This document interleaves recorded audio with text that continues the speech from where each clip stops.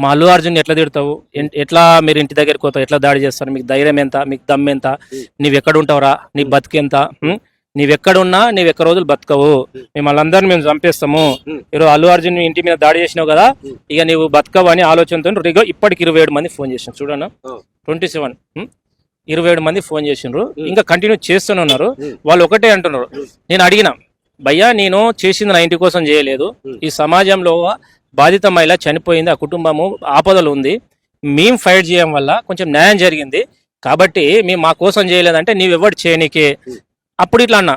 మీ ఇంట్లో మీ అమ్మ కానీ, మీ చెల్లి కానీ, మీ తమ్ముడు కానీ, మీ బ్రదర్ కానీ ఎవరు చనిపోయినా ఖచ్చితంగా మేము స్పందిస్తామని అంటే, మా ఇంట్లో మా అమ్మ చనిపోయినా